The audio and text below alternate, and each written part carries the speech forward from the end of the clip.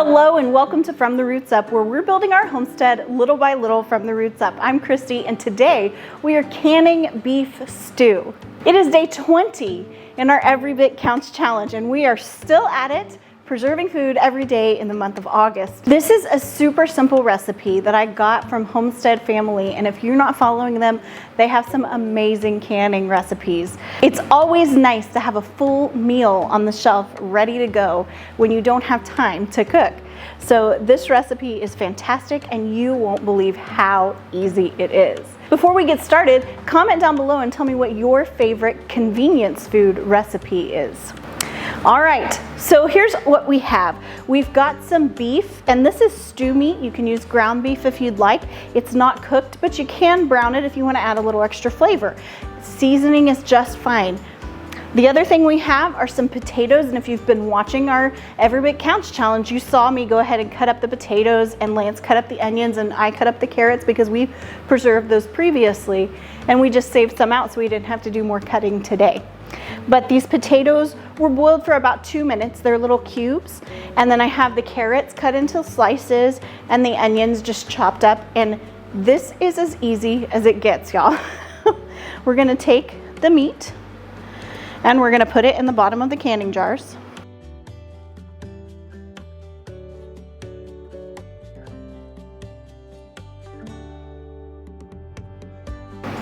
All right, now I'm gonna wash my hands real good. And I'm just gonna layer the veggies one thing at a time on top of each other.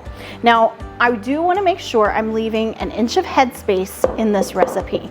So the headspace is the distance between the top of the jar and the canning liquid. And you don't wanna pack this down super tight, but you can kind of mush it down a little bit just to make sure we can get all the things in here we need.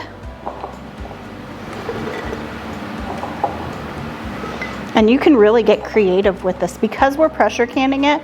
It doesn't have to be high acidic food. You can put whatever veggies you want to put in here.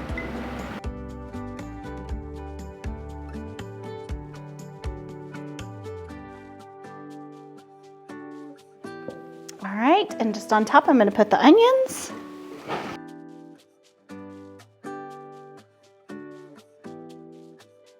And then on the very tippy top, we want to put canning salt. In these quart jars, I'm going to use a teaspoon each, but if you're using a smaller jar, you can cut it in half.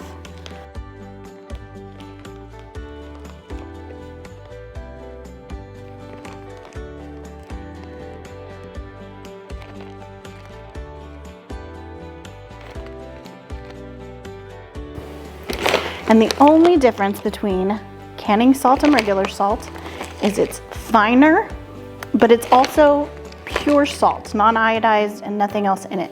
So if you don't have canning salt, that's okay. And the last thing I'm gonna add to this is some boiling water, and I heated these jars before I started, so I'm not pouring boiling water into cool jars. You can really add any kind of liquid. You could add broth of any kind.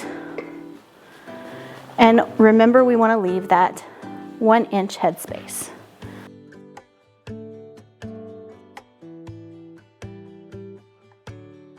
All right, the next thing we want to do is to make sure there's no air bubbles sneaking down in there.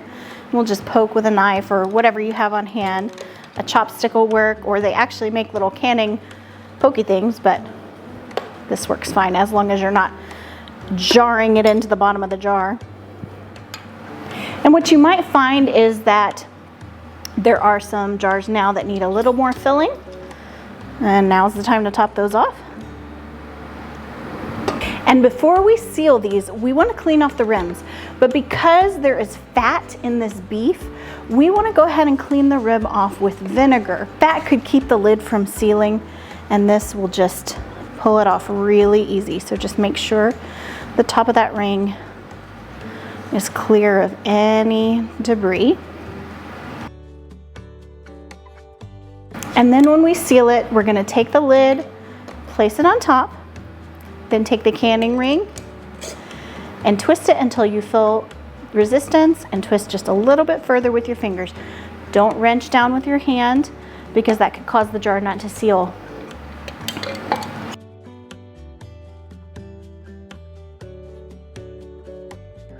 Okay, now it's time to add our jars to the canner. Now I've been heating up this water a little bit, so I'm not adding hot jars to cold water.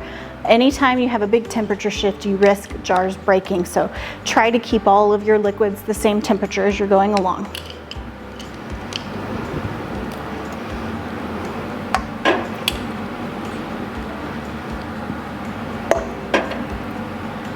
I have about 2 or 3 inches of water in the bottom of this.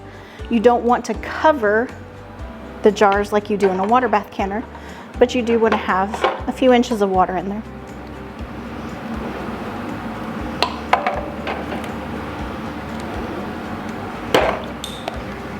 With this All-American pressure canner, every time we use it, we want to lubricate the edges up here with olive oil.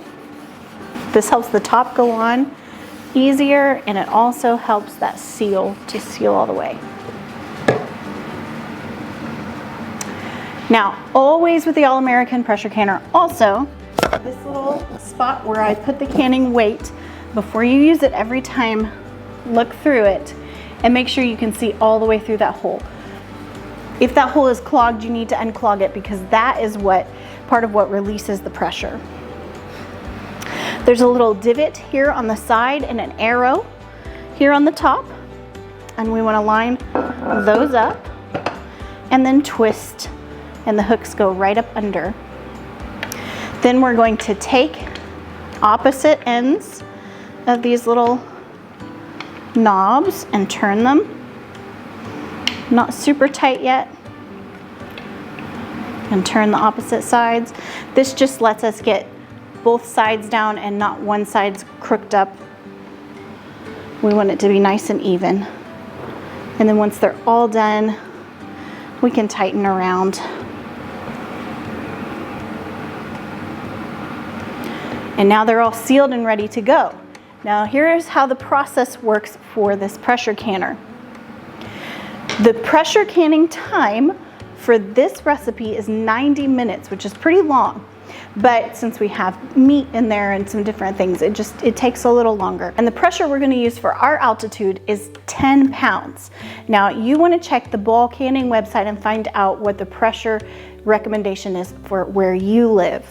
That changes. So what will happen is I'm going to set this on the burner, turn the burner on high, and let it go until this little valve starts spewing steam. When this valve starts spewing steam, I'm going to set the timer for 10 minutes. Then once the timer has gone 10 minutes, this thing has been spewing steam for 10 minutes, I'm going to take the 10-pound pressure knob and I'm going to stick it on here. Then I'm going to wait until this starts rattling and shaking and the gauge says 10.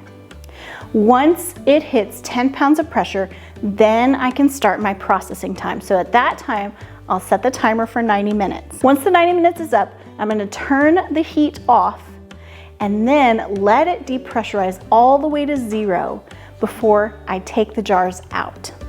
So let's take it over to the stove and get started. All right, our jars are done processing. Let's go ahead and open up our canner.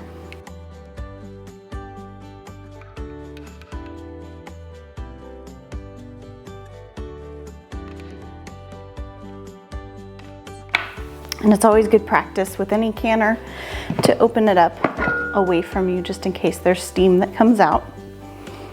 And now we can pull out our jars.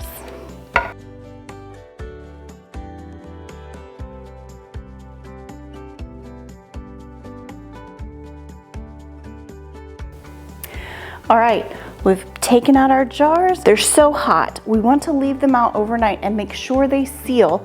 In the morning, we will check and make sure each and every one of them has sealed. And if they didn't seal or if they have a false seal, then we have about 24 hours to get them into the fridge. So we do want to double check and make sure they seal. And if not, we can eat them right away. but it looks and it sounds like they're sealing great. Now we have 7 quarts of ready to go beef stew for our pantry, and these get added to our total for our Every Bit Counts challenge.